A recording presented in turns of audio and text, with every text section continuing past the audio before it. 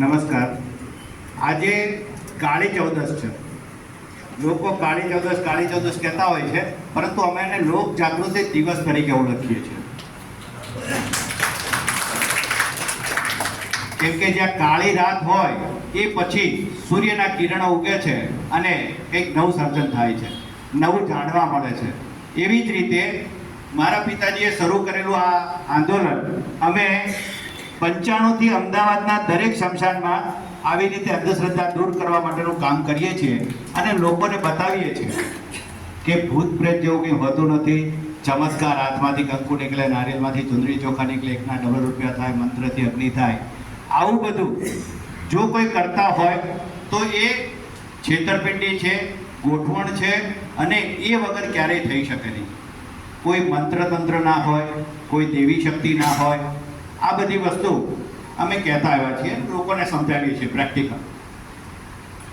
અહીંયા કંકુબાના અમે કંકુ બહુ કાઢીએ, દરેક પ્રોગ્રામમાં કંકુ તો કાઢીએ, હાથમાંથી કંકુ નીકળે, ચીંદડી ચોખા નીકળે. પણ અહીંયા મારો જે અનુભવ થયો છે એ પ્રમાણે કંકુબાના દીકરાએ આજે એક નવું સર્જન કર્યું છે.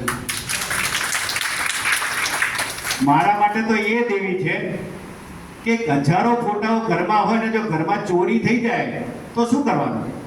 તમારા મંદિરના દરવાજા તોડીને પેલો જો કંઈક લઈ જતો રહે તો શું કરવાનું?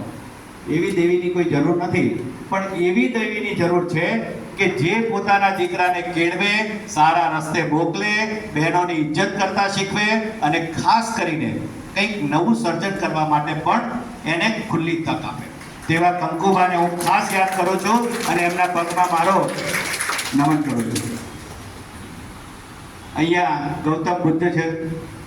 ગૌતમ બુદ્ધ એવું કહી ગયા કે વડવાઓ ભલે ગમે તે કહી ગયા, તમારા શાસ્ત્રોમાં ગમે તે લખ્યું હોય, પરંતુ તમને શું યોગ્ય લાગે છે, તમારા પંચેન્દ્રિય તમને જોઈને ચકાસણી કર્યા પછી તમારું મગજ શું કહે છે, એ જો તમે માનશો અને સ્વીકારશો અને એને જાણ કરશો તો એ ચોક્કસ સત્ય તરફ તમે આગળ વધશો. તો કોઈના કહેવાથી માની લેવાનું નથી. બસ અહીંયા તો શ્રદ્ધાનું નામ એવું છે કે આંખો બંધ કરી અને માની લો. ભાઈ, આંખો બંધ કરવાથી ક્યારેય કોઈ જ્ઞાન ના મળે. તમારે વાંચવું પડે, વિચારવું પડે, દુનિયા ફરવી પડે, તો જ તમને કંઈક નવું જાણવા મળે. પણ તમે આંખો બંધ કરીને રૂમના એક ઓરડામાં બેસી રહ્યો અને પછી કે મને જ્ઞાનનો ધોધ વહે છે. એક પણ વ્યક્તિને જ્ઞાનનો ધોધ નથી વહેતો. એ બેઠો બેઠો ચલમ પીવે છે અને પછી કપડાં પહેરવાનું ભાન રહેતું નથી. બહુ બધા છે આપણે જૂનાગઢમાં જોયા છે. કેટલાક કાળા પહેરે, કેટલાક લાલ પહેરે, કેટલાક પીળા પહેરે, કેટલાક તો પેલા કપડાં જ નથી પહેરતા. તો આપણે એને બહુ મોટો માનીએ છીએ.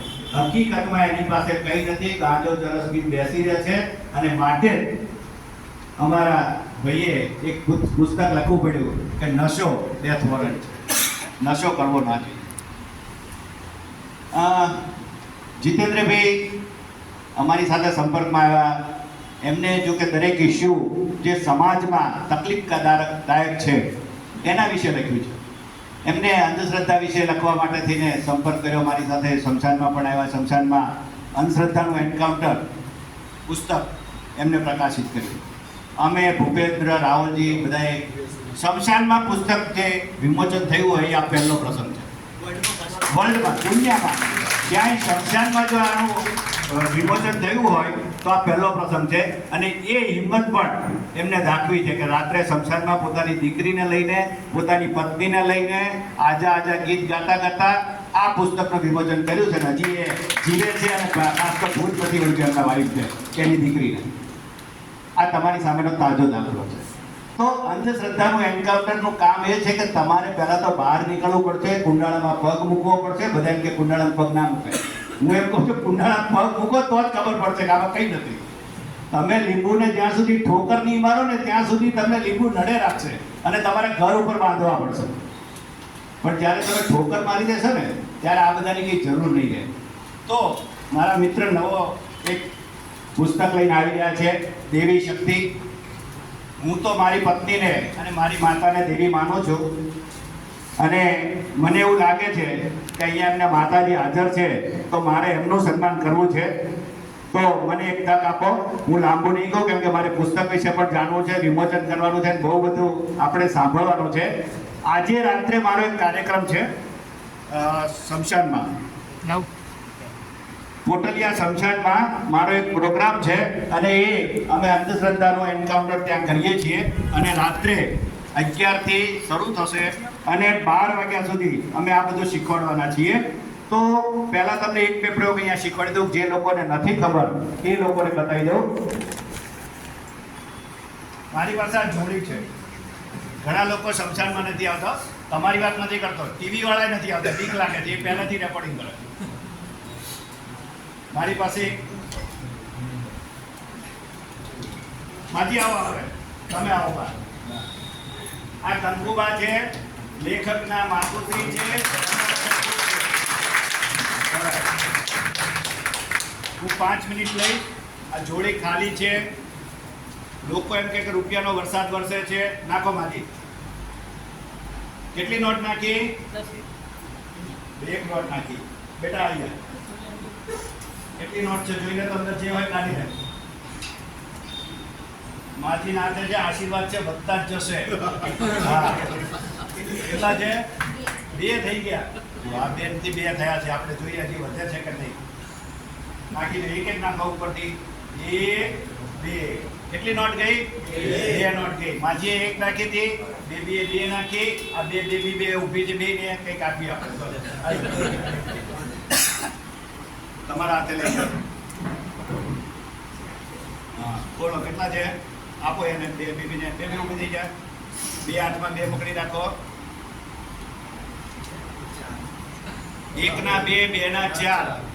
બેર બતાવવા રીતે તાળીઓ.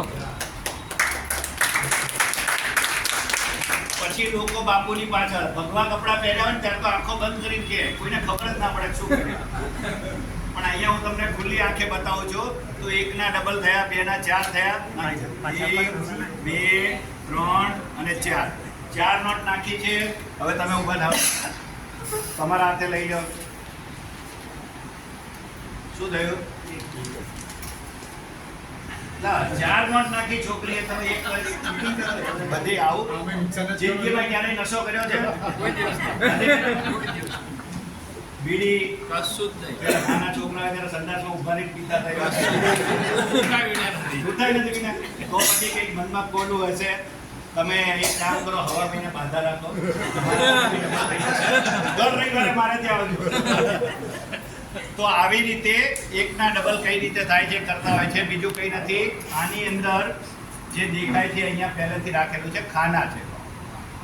જેમ આપણે પાકીટમાં ખાના હોય છે ને, કે નોટો રાખવાના ખાના અલગ, પરચુરણ રાખવાનું ખાનું અલગ, પત્નીનો ફોટો રાખવાનું ખાનું અલગ, એમ અંદર ખાના છે. અને એવું બધું જ હોય અહીંથી. અહીંયા આવી રીતે બધું છે એટલે ખાના બદલાઈ જાય છે. પૈસા અંદર જ છે પણ કોઈને દેખાતા નથી. તો આ રીતે લોકો ચમત્કાર કરતા હોય છે. મારી એક ઈચ્છા છે કે માજીનું સન્માન નથી થયું તો મારે કરવું છે. માજી આપણે બુદ્ધ પાસે આવી જાય. માજી બુદ્ધ પાસે આવી જાય. એક જ આવે.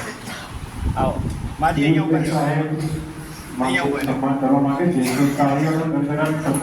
ચાલુ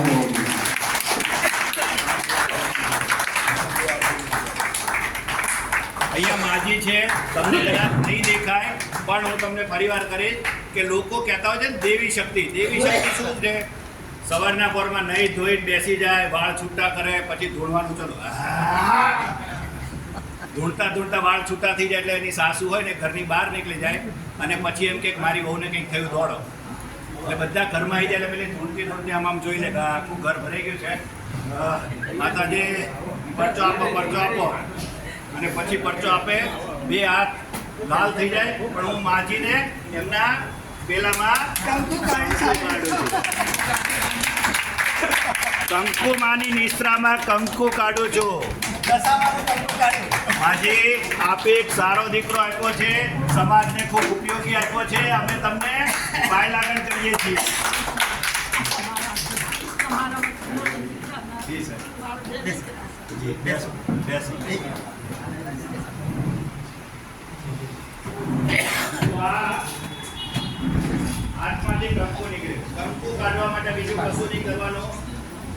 કંકુની ટીકડી બનાવી લો પાણી નાખીને ટીકડી બનાવી લો. સુકાઈ જાય એટલે ટીકડી જેવી ટીકડી થઈ જાય. આંગળીને અંગૂઠાની વચ્ચે આ રીતે પકડી લેવાની અને પછી ધૂણવાનું ચાલુ. જે કોઈ દેવી કંકુ કાઢતો હોય કે કાઢતી હોય, નવરાત્રિમાં હોય કે ગમે તે મહિનામાં કાઢતી હોય, આ રીતે જ કાઢે. અને જો આવી સિવાય કોઈ નીકળતું હોય તો અમારું 2 કરોડનું ઇનામ છે. કોઈ પણ વ્યક્તિને હજી સુધી આ ઇનામ જીતવા માટે કોઈ આવ્યું નથી, તો આવી કોઈ વસ્તુ માનવાની જરૂર નથી. અમે વર્ષોથી, મારા પિતાજી 83 વર્ષે મૃત્યુ પામ્યા, એમનું 2 કરોડનું ઇનામ હતું, કોઈ જીત્યું નથી. અમે સરકારને એવું કહીએ છીએ કે લોકો છેતરી જાય છે. લોકોના પૈસા 200-500 ની વાત નથી કરતો, તમે મંદિરમાંથી મૂક્યા હોય એની વાત નથી કરતો. હું તો એ લોકોની વાત કરું છું કે જે તમને છેતરે છે. તમારા દીકરાએ મારણ વિદ્યા થઈ ગઈ છે, તમારી પત્ની ઉપર મારણ વિદ્યા થઈ ગઈ છે એવું કહીને છેતરે છે ને લાખ નહીં, 10 લાખ નહીં, લોકો 1 કરોડ રૂપિયા ગુમાવી ચૂક્યા છે ભુવા અને તાંત્રિકો માંત્રિકો પાછળ. તો એવો લોકોને સજા કરવા માટે કાયદામાં કોઈ પ્રોવિઝન નહોતું. ત્યારે અમે એક કહાની રચાવી હતી અને એનું એક પુસ્તક બહાર પાડ્યું હતું. જે કાયદો નવો બની ગયો છે ને, તમારી આજુબાજુ કોઈ પણ વ્યક્તિ ચમત્કારની વાત કરતો હોય, પરચાની વાત કરતો હોય, દેવી શક્તિની વાત કરતો હોય, તો આ કાયદો છે બ્લેક મેજિક એક્ટ. આમાં 6 મહિનાથી શરૂ કરીને 7 વર્ષની સજા થાય એવો કાયદો અમે બનાવરાયો છે. હવે પ્રશ્ન એટલો જ છે કે આ કાયદો રહી જશે જો તમે એનો ઉપયોગ નહીં કરો. અહીંયા જીતેન્દ્રભાઈએ દેવી શક્તિ ખોટી છે, દેવી શક્તિના નામે થતી વાતો ખોટી છે એવું કહે છે. અમે એવું કહીએ છીએ કે ખોટી છે, તમારી જાણમાં આવે છે તો આવું કોઈ કરનારા કે પ્રચાર પ્રસાર કરનારા સામે ફરિયાદ પણ નોંધાવો. તમારી આજુબાજુ કોઈ ધૂળતો હોય, આમ કરી નાખો તેમ કરી નાખો, સોસાયટીને હેરાન કરતો હોય તો એ લોકો સામે પણ પગલાં લેવા માટે આ કાયદામાં પ્રોવિઝન છે. તમે એનો પૂરેપૂરો ઉપયોગ કરો. ઘણીવાર એવું કહે છે કે પોલીસ એવું કહે છે કે અમારી પાસે પુસ્તક નથી, તો મારું ને જીતેન્દ્રભાઈ પાસે સંપર્ક કરજો, તમને પુસ્તક પણ મળી જશે, કાયદાની કલમ પણ મળી જશે. તો આ કાયદાનો ચોક્કસ ઉપયોગ કરજો. અને ખાસ કરીને હું જીતેન્દ્રભાઈ વાઘેલાના કુટુંબને ખૂબ ખૂબ અભિનંદન આપું છું કે એમને સ્વતંત્રતા આપી અને એમને વિચારવા માટે, નવા પુસ્તકો બનાવવા માટે થઈને પણ ટાઈમ આપ્યો. એ બદલ ખૂબ ખૂબ આભાર. આપ સૌનો આનંદ સાથે હું કાળી ચૌદસે લોક જાગૃતિ ફેલાવવા માટે આપ સૌને અપીલ કરું છું.